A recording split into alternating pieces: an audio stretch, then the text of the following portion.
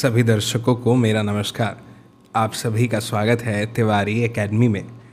दोस्तों, आज के इस वीडियो में हम बात करने वाले हैं आपकी क्लास 3rd के ईवीएस के चैप्टर 9 की, यानी पर्यावरण अध्ययन में अध्याय 9 की।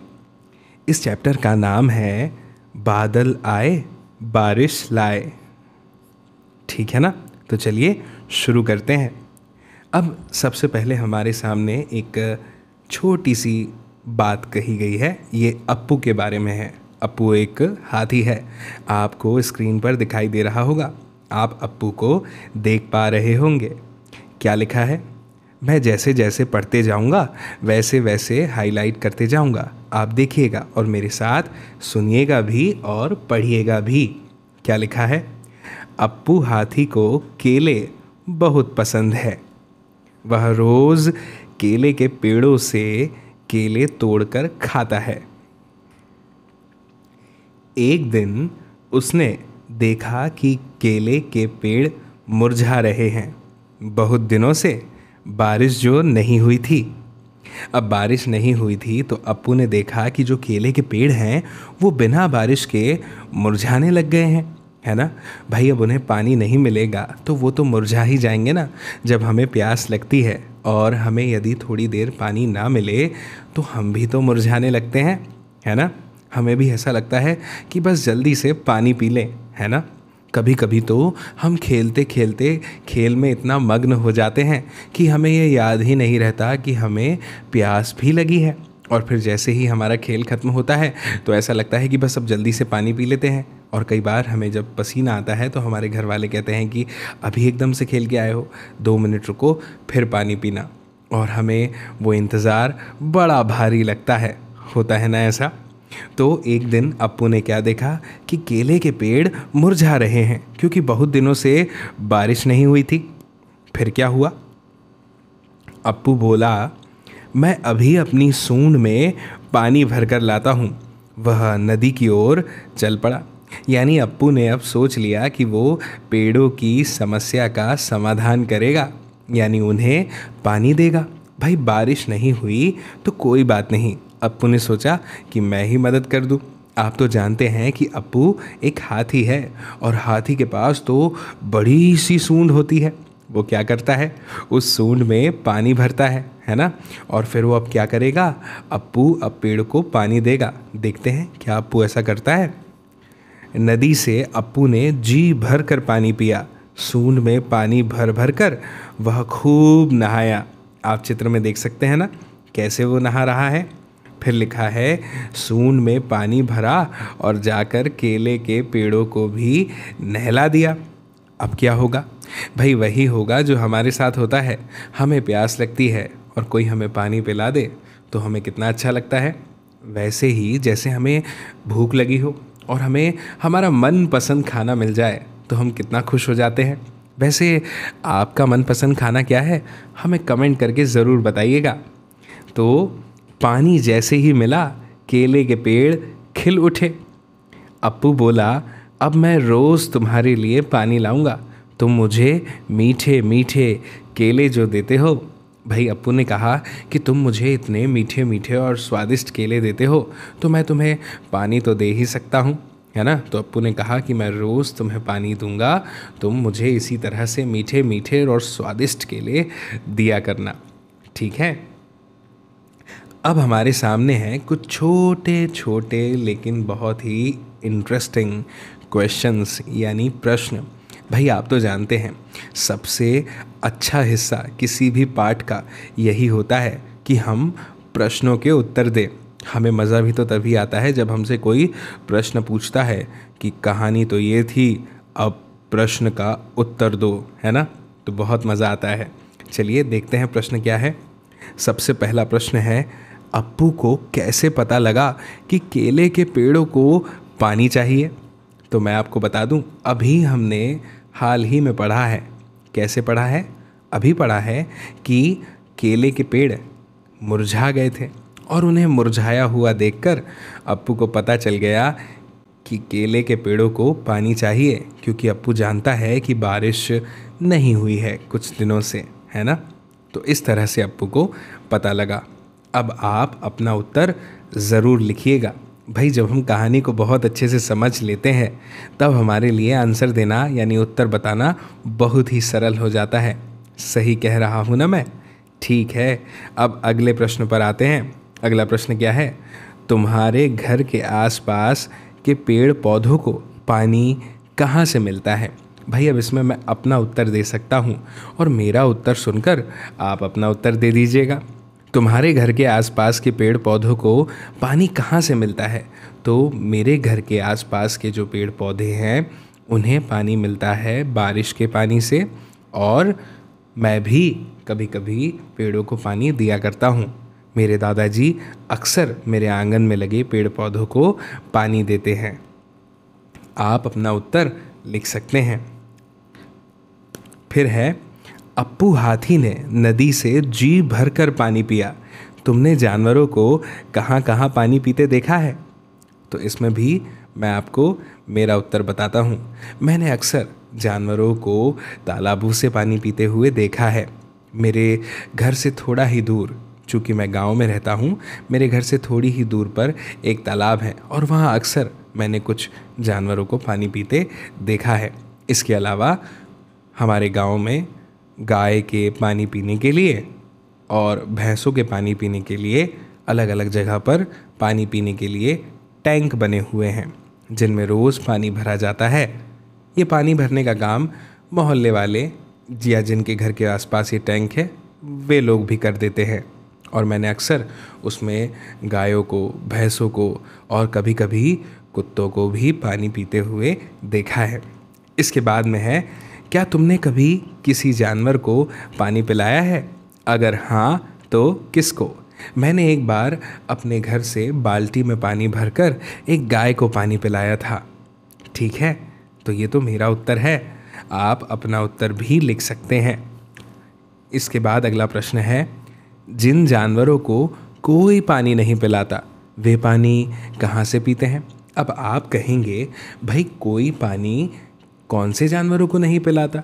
तो मैं आपको बताऊं कि जंगल में जो जानवर होते हैं उन्हें हम जंगल में जाकर तो पानी नहीं पिलाते। तो ये प्रश्न है कि फिर वो पानी कैसे पीते हैं? तो वो अपने आसपास अगर कोई नदी है, कोई तालाब है तो वहाँ से पानी पीते हैं। कई बार ऐसा होता है कि कुछ गड्ढों में बारिश का पानी भर जाता है तो वो वहाँ से भी पानी पीते हैं। और अक्सर जंगलों के बीच से जब सड़कें गुजरती हैं तो, और जब गर्मी के दिन आते हैं, जब ख़ास तौर पर जब बारिश नहीं होती, तो जानवरों के लिए हम भी कुछ व्यवस्था कर दिया करते हैं। हम लोगों ने कई सारी जगहों पर टैंक बनाए हैं जहाँ पर पानी भर दिया जाता है और ताकि जानवर उनसे पानी पी सकें। मुझे उम्मीद है कि आपको मेरा उत्तर ज़रूर अच्छा लगा होगा और पसंद आया होगा। अब आगे बढ़ते हैं और देखते हैं कि ये क्या लिखा है। कहानी में तुमने पढ़ा कि केले के पेड़ को अप्पू हाथी ने पानी दिया, है ना? कहानी में तुमने पढ़ा कि केले के पेड़ को अप्पू हाथी ने पानी दिया। असल में तो हाथी पेड़ों को ऐसे पानी नहीं देते, तो फिर उन पेड़ पौधों को पानी कहाँ से मिलता है जिन्हें कोई पानी नहीं देता? तो मैंने अभी आपको बताया कि वे पेड़ पौधे जिन्हें कोई पानी नहीं देता उनका क्या होता है, जब बारिश होती है तो पानी मिट्टी में आता है, मिट्टी में पानी नीचे तक जाता है जिसे हम भूमि का जल भी कहते हैं, और पेड़ की जड़ें नीचे तक फैली हुई होती हैं तो वो मिट्टी से उस पानी की कमी को पूरा करते हैं। और अगर पेड़ पौधे हमारे आंगन में लगे हों तब तो ये जिम्मेदारी हमारी है कि हम उन्हें रोज़ पानी दें, है ना?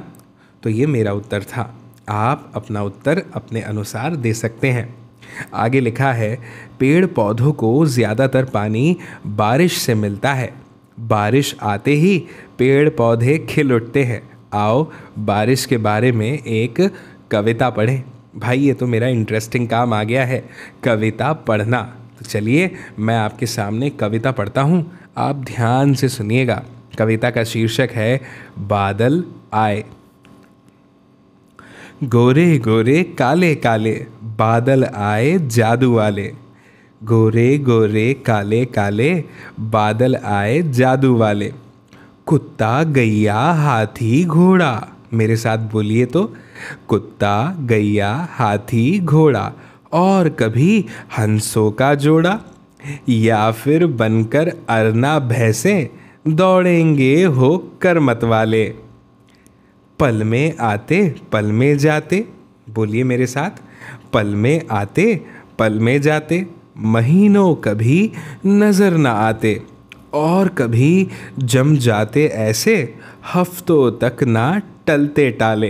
कभी गरजते कभी बरसते, कभी गरजते कभी बरसते, इंद्रधनुष के रंग परसते, और कभी ओले बरसा के, तोड़ गए हैं शीशे प्याले। अच्छा, मैं आपको इसका अर्थ बताऊं, कितना प्यारा है। देखिए, लिखा है कि भाई कभी कभी तो बहुत ही गोरे गोरे बादल, एकदम सफ़ेद सफ़ेद दिखने वाले बादल, जैसा कि आप चित्र में भी देख सकते हैं, और आपने बादलों को तो देखा ही होगा, है ना, कैसे गोरे गोरे होते हैं, और कभी कभी बहुत काले काले होते हैं। जब काले बादल छाते हैं तो दिन में भी ऐसा लगता है जैसे अंधेरा हो गया, है ना। और कभी कभी आपने महसूस किया है कि बारिश के मौसम में दिन में भी ऐसा लगता है कि जैसे रात हो गई, है ना। और बादल आए जादू वाले, कुत्ता गैया हाथी घोड़ा, और कभी हंसों का जोड़ा। भाई जादू वाले बादल क्यों कहा जा रहा है कविता में बादलों को? क्योंकि आपने देखा होगा कि बादलों से ना अलग अलग तरह की आकृतियाँ दिखाई देती हैं। क्या आपने कभी बादल में किसी गाय को या किसी कुत्ते को या एरोप्लेन को देखा है? आपको ऐसा नहीं लगता कि बादल अलग अलग चित्र बनाते हैं, अपनी मस्ती में झूमते हैं, गाते हैं और हमें भिगाते हैं, है ना, नहलाते हैं, उसी अप्पू हाथी की तरह जिसने केले के पेड़ को नहलाया था। ठीक है। या फिर बनकर अरना भैंसे, दौड़ेंगे होकर मत वाले। अच्छा, आपने बादलों को अक्सर तेज़ी के साथ दौड़ते हुए तो देखा ही होगा, है ना। और बादल जब आपस में टकराते हैं ना तो बहुत ज़ोर की आवाज़ होती है। बारिश के दिनों में आपने उस आवाज़ को ज़रूर सुना होगा। आगे है, पल में आते पल में जाते। भाई अभी तो बादल आए थे और अभी अभी बादल चले गए, ऐसा कई बार होता है ना। और महीनों कभी नज़र ना आते, और कभी कभी तो महीने लग जाते हैं, हफ्ते लग जाते हैं, कई दिन बीत जाते हैं और हमें बादल नज़र नहीं आते, है ना। और कभी जम जाते ऐसे जैसे हफ्तों तक ना टलते टाले। यानी कि कभी कभी बारिश के मौसम में आपने देखा होगा हमें सूरज भगवान के दर्शन नहीं होते, या मैं कहूँ कि सूरज मामा के दर्शन नहीं होते, है ना। क्योंकि बादल बारिश के मौसम में काफ़ी लंबे दिनों तक, काफ़ी लंबे समय तक हमें दिखाई देते हैं। फिर लिखा है, कभी गरजते कभी बरसते। भाई अपने बादलों को ज़ोर ज़ोर से गरजते हुए तो सुना होगा, है ना। क्या आपको भी बादल के गरजने से डर लगता है? आपको पता है, जब मैं छोटा था और बादल बहुत ज़ोर से गरजते थे तो मैं भी डर जाता था। लेकिन ये तो तब की बात है जब मैं छोटा था। आपको पता है मैं छोटा कब था? जब मैं बचपन में था। बचपन में मैं छोटा था। क्या आप भी बचपन में छोटे थे? अच्छा, क्या आप अभी बड़े हो गए हैं? ठीक है। फिर लिखा है, इंद्रधनुष के रंग परसते। मैं आपको बताऊं, जब बारिश बंद हो जाती है ना तब हमें इंद्रधनुष यानी रेनबो दिखाई देता है। उसमें हमें 7 कलर्स यानी 7 रंग दिखाई देते हैं। बहुत मज़ा आता है उसे देखने में, है ना। और कभी ओले बरसा के। क्या आपने कभी बर्फ़ गिरते हुए देखा है? अगर आपने नहीं देखा तो आप अपने घर में किसी से पूछिएगा। बर्फ़ भी गिरती है, जैसे बारिश में पानी गिरता है, ठीक वैसे ही उसे ओले कहते हैं। तोड़ गए हैं शीशे प्याले। और जब वो गिरते हैं ना, बर्फ़ गिरती है, तो जितने बल्ब लगे होते हैं सड़कों पर, घर के आंगन में, उन पर अगर वो बर्फ़ पड़ती है, चूँकि इतने ऊपर से गिरती है, तो वो सब तोड़ देते हैं। इसलिए लिखा है, तोड़ गए हैं शीशे प्याले। मैं आपको बताऊं कि इतनी प्यारी कविता किसने लिखी? हरीश निगम ने। ठीक है, ओके। अब हम आगे बढ़ते हैं, देखते हैं क्या है प्रश्न हमारे सामने। कवि को बादलों में बहुत कुछ दिखा। क्या तुम्हें भी बादलों में कभी कुछ दिखा है क्या? तो मैं आपको बताऊं कि जब मैं छोटा था तो एक बार मैंने बादल में मगरमच्छ को बनते हुए देखा था। वो पूरी तरह से तो नहीं, लेकिन कुछ कुछ मुझे ऐसा लग रहा था कि वो मगरमच्छ जैसी आकृति में बादल बन गए हैं। ठीक है, तो आप ऐसा लिख सकते हैं कि हमने भी बादलों में कई आकृतियों को देखा है, जिसमें से एक आकृति मगरमच्छ की है। ये मेरा उत्तर है, आप अपना उत्तर अपने अनुसार दीजिएगा। भाई आपने भी तो बादलों में कुछ ना कुछ देखा होगा, और अगर आपने कभी बादलों में कोई ख़ास चीज़ देखी हो तो मुझे कमेंट करके ज़रूर बताइएगा, ठीक है। इसके बाद अगला प्रश्न है, बादल क्या क्या करते हैं? तो मैं आपको बताऊं, बादल गरजते भी हैं और बरसते भी हैं और बहुत तेज़ी के साथ भागते भी हैं, है ना। ये तो मेरा उत्तर है, आप अपना उत्तर ज़रूर दीजिएगा। फिर है, बारिश आने पर तुम्हें कैसा लगता है? तो मैं बताऊं, मुझे बारिश आने पर बहुत अच्छा लगता है। मौसम सुहाना हो जाता है, पेड़ पौधे झूमने लगते हैं और जानवर, जितने भी जानवर हैं, जीव हैं, वो खिलखिलाकर हंसने लगते हैं, भागने लगते हैं, दौड़ने लगते हैं, मतलब खुश हो जाते हैं। और मैंने अक्सर मेंढकों को टर्टर करते सुना है बारिश में। फिर है, बारिश आने पर बादलों के अलावा और क्या क्या दिखाई देता है? तो जब बारिश आती है तो सबसे पहले तो पेड़ पौधे बहुत हरे हरे दिखाई देते हैं, है ना। मेंढक भी बारिश के दिनों में ही बहुत सारे दिखाई देते हैं। और अक्सर आपने देखा होगा कि बच्चे लोग कागज़ की नाव बना करके तैराते हैं पानी में। क्या आप भी तैराते हैं? तो वो नावें भी देखने को मिलती हैं, है ना। और क्या क्या देखने को मिलता है? छाते में लोग दिखाई देते हैं, छाता लेकर चलते हुए, सड़कों से गुजरते हुए, रेनकोट पहने हुए, है ना।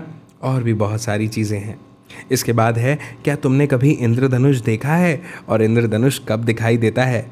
तो मैंने इंद्रधनुष देखा है, और ये तब दिखाई देता है जब बारिश आकर के थोड़ी बंद हो जाती है, तब हमें इंद्रधनुष दिखाई देता है। फिर लिखा है, बारिश होने पर क्या क्या होता है? तो बहुत सारी चीज़ें होती हैं जो मैंने अभी आपको बताई थी, है ना। वो आप सब लिख सकते हैं। आगे लिखा है, बारिश होने पर नाव बनाने और उसे पानी में चलाने में मज़ा आता है ना। कागज़ की नाव बनाओ और उसे पानी में तैराओ, ठीक है। दोस्तों, मुझे उम्मीद है कि आपको ये वीडियो ज़रूर पसंद आया होगा। आप अपने दोस्तों को भी ये वीडियो दिखाइएगा, ठीक है। बाकी आपसे फिर जल्द ही मुलाकात होगी अगले वीडियो में, अगले चैप्टर के साथ में। तब तक के लिए बाय बाय।